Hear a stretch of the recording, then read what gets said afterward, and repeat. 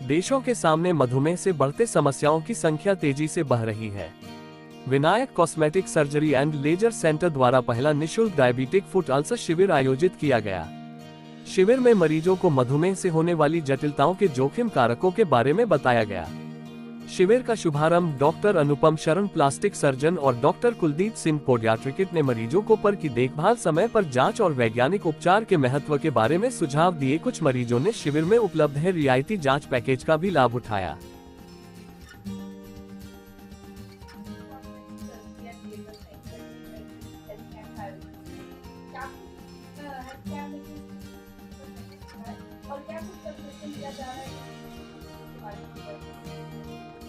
Basically ये camp लगाने का हम लोग का जो उद्देश्य ये था कि पेशेंट को अवेयरनेस हो कि डायबिटिक फुट क्या चीज़ होती है और डायबिटीज़ में हम कैसे बच सकते हैं।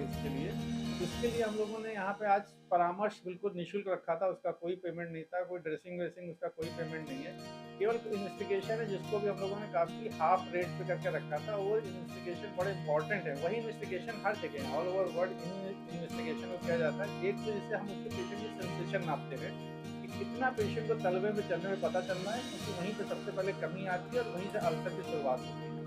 दूसरा, ब्लड सर्कुलेशन इनमें गड़बड़ होता है डायबिटीज़ की वजह से, तो उसको हम लोग टेस्ट करते हैं ब्लड सर्कुलेशन को, भाई ब्लड सर्कुलेशन क्या कंडीशन में है। अगर ऐसा दोनों में कमी पाई जाती है तो हम पहले उसको फुट प्रेशर लेकर उसके स्टोल का एक कस्टमाइज स्टोल का निर्माण करते हैं। और अगर ब्लड सर्कुलेशन का पुअर है तो उसको कुछ ब्लड सर्कुलेशन बढ़ाने की दवाएं हैं या कुछ अधिक ही पता चलता है तो हम कहते हैं वैस्कुलर सर्जन से दिखा के अगर संभव है तो उसको सुधारा जा सकता है। एंजियोप्लास्टी किस तरीके से उसको सुधार लें जिससे मल्सर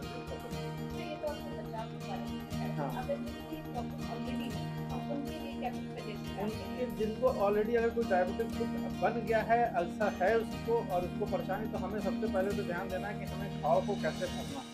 तो घाव भरने के लिए, जैसे मैं प्लास्टिक सर्जन हूँ, तो घाव भरने के लिए जितनी भी चीज़ होती है, चाहे ड्रेसिंग मटेरियल या उसमें जो सड़ गया है, खराब हो गया, उसको काट पीट करके निकालना, फिर उसको ठीक करना। अगर उसमें कुछ हमें कहीं से स्किन ट्रांसफ़र करनी है तो उसको स्किन ट्रांसफ़र, वो सारी सुविधाएँ यहाँ पे पहले से ही चल रही थी। ये सारी चीज़ें उसमें हो जाता है। और अगर डायबिटिक अल्सर बनने वाला है, हल्का हल्का शुरुआत हुई है, तो इन इन्वेस्टिगेशन से अल्सर को हम बचा नहीं।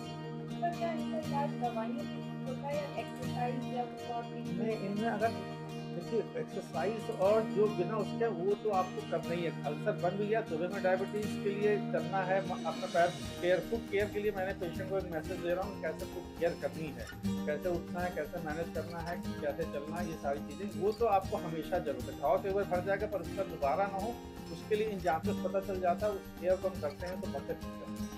इन सब चीज़ों से बचत हो सकती है, पर पेशेंट को राय डॉक्टर की 100% समझ के चलना पड़ेगा। क्या होता है, पेशेंट की एक फिलॉसफी है कि जब ठीक हो जाता है धीरे धीरे भूल जाते हैं, तो फिर दोबारा घाव लेकर के आते हैं। और ये देखा गया है अगर पेशेंट इसकी केयर नहीं करते हैं तो किसी को एक घाव हुआ है तो 2 साल के अंदर दोबारा घाव बन जाता है। ये स्टैटिस्टिक है, क्लियर कर। अगर पेशेंट केयर करता है तो ये 2 साल को बढ़ाकर 4 साल 5 साल चांसेस हैं अगर पेशेंट केयर नहीं करता। तो क्या प्रिकॉशन देखिए, डायबिटीज़ के लिए तो सब लोग जानते हैं क्या केयर करना है, क्या खाना है, किसको दिखाना है, वो तो जरूरी है। पर हमें पैर के सबसे पहली चीज़ें सेंसेशन टच करके देखें, किसी तरीके से भी कमी हो रही है। लोग कहते हैं जैसे हम गद्दे पे चल रहे हैं, ये सेंसेशन की प्रॉब्लम है। कोई कुछ कहते हैं जैसे पिन सी चुभ रही है पैर में, सेंसेशन की प्रॉब्लम है। किसी को लग रहा है कि अंदर पैर के अंदर झंझनाहट हो रही है, ये सेंसेशन की प्रॉब्लम। ये शुरुआत हो गई है, इसी जगह पे ही हमको फौरन डॉक्टर को कंसल्ट कर लेना चाहिए कि हम कैसे बच सकते हैं। बहुत से कारण हैं, पर अगर इसको हम लोग पेशेंट को डायबिटीज़ है और ब्लड शुगर लगातार बड़ा चल रहा है तो हम सबसे पहला कारण मानेंगे डायबिटीज़, क्योंकि वो सबसे बड़ी रिस्पॉन्सिबल है। अदरवाइज न्यूरोपैथी, इस बीमारी को हम लोग बोलते हैं न्यूरोपैथी के बहुत से कारण हैं, पर उन दोनों को हम पहचान सकते हैं। डायबिटीज़ न्यूरोपैथी में यूजुअली दोनों पैर में शुरुआत होगा, यूजुअली दोनों पैर में होगा, एक जैसे तरीके से बढ़ेगा, नीचे टो में, दोनों में टो में, घुटने तक आएगा, दोनों में। हाथों में भी ये न्यूरोपैथी आगे जा सकती है, ये नहीं पैर में, हाथों में भी जा सकती है और भी बहुत सी तरीके से ये प्रॉब्लम कर सकती है। यस, जूतों में देखिए क्या है कि हम लोग को एक तो जूते लेदर के थोड़े अवॉइड करें अगर हमें ब्लड शुगर की प्रॉब्लम लग रही है। और अगर लेदर के हैं भी तो उसमें ध्यान रखें थोड़ा सा लूज जूता हो, आगे पॉइंटेड जूता ना हो, ये पहने। और अदरवाइज कपड़े के जूते जो थे वो बेटर हैं। और अगर पेशेंट में प्रेशर है, सेंसेशन की कमी होती है, तो उसके लिए आर्टिफिशियल तरीके से उसको सोल को डिज़ाइन करते हैं, उस सोल को अंदर डाल के मारे ताकि और अंदर प्रेशर या उसकी वजह से कोई घाव बनने ना पाए। हाँ, न्यूरोपैथी तो बहुत से कारण है, बहुत से कारण है। उसके लिए न्यूरो फिजिशियन या न्यूरो सर्जन ये लोग देखते हैं, डायग्नोस करते हैं, सारी चीज़ें होती हैं। और जहाँ डायबिटीज निकलती है तो सबसे पहले डायग्नोसिस डायबिटिक न्यूरोपैथी मानी जाती है। ध्यान सकते हैं, अगर उनमें भी सेंसेशन की कमी हो रही है इसी वजह से, तो वो यहाँ पे आके फुट प्रेशर मैनेजमेंट और आर्टिफिशियल सोल्स को ले सकते हैं, जिससे कि आगे उनमें और प्रॉब्लम ना हो। हम ऐसे समझ आएंगे, हम सब लोग जो इसको सुन रहे हैं वो इस बात को आगे बढ़ाएं, क्योंकि हमारे देश में बहुत सी समस्या है जिस पर भी हम डॉक्टर कम्युनिटी पे बहुत ध्यान नहीं दे पा रही है, पेशेंट ध्यान नहीं दे पा रहा है, जिससे हम अल्सर से बच सकें। ये पैर को काटना, अंगूठों को कटना बहुत लंबी चीज़ है। हम लोग बैठ के देखते हैं, पेशेंट सालों साल इसमें व्यस्त रहता है, पैसे बहते रहते हैं। हम शुरुआत में अगर हो सके एक दूसरे को मैसेज देकर बचा सकते हैं। मैम, आज जैसे कि विनायक कॉस्मेटिक सर्जरी या लेजर सेक्टर में एक परामर्श शिविर का आयोजन किया गया, जहाँ पर फुट अल्सर को लेकर तमाम जानकारियाँ दी जा रही है, साथ ही किया जा रहा है। आप अपनी तरफ से मैम ये बताइए कि हम अपने जो नॉर्मल पेशेंट है या शुगर पेशेंट है, वो पैरों को किस तरीके से बचाव करें ताकि उनमें ये फुट अल्सर की प्रॉब्लम इन फ्यूचर देखने को मिले।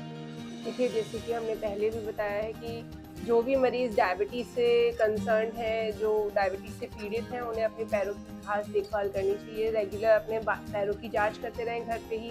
उन्हें कोई कट लग जाए या कुछ भी है, वो जांच रेगुलर करना चाहिए। दूसरा, उन्हें अपने जूतों पे खास करके ध्यान देना चाहिए। बहुत ही सॉफ्ट शूज़ और आरामदायक शूज़ पहनने चाहिए कि कहीं पर भी उनको अगर पैर में दिक्कत है या घाव बनने की संभावना है तो वो कम से कम हो जाए। उसके लिए आजकल कई तरह के जूते आ रहे हैं मार्केट में, जो कि पहले से बने बनाए हैं, बट हम रिकमेंड करेंगे कि कस्टमाइज इंसोल्स और शूज़ पे जाएं और अपने पैरों का ध्यान रखें। धन्यवाद।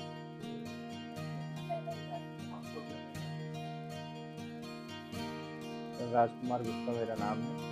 तो मैं बाराबंकी से आया हूँ और मैं काफ़ी सालों से यहाँ इलाज करा रहा हूँ। काफ़ी बेटर इलाज होता है यहाँ पर। और मेरे पाँव में बहुत ज़्यादा दिक्कत हो गई थी, जो यहाँ आने से मेरे पाँव की बेहतर इलाज हुआ और कम से कम पैसा लिया गया। काफ़ी छूट भी दी गई यहाँ। डॉक्टर साहब बहुत अच्छे हैं। पाँव इसमें फूड पॉइजन बन गया था, शुगर है जी, तो उससे काफ़ी दिक्कत हो गई थी। 6 महीना अनबेड रहे लगभग। और उसके बाद अभी ठीक हो गया था। थोड़ा बरसात में ये अक्सर शुगर वालों को हो जाता है, थोड़ा सा हो गया तो फिर आए और बेस्ट है, सबसे बेस्ट है फिलहाल।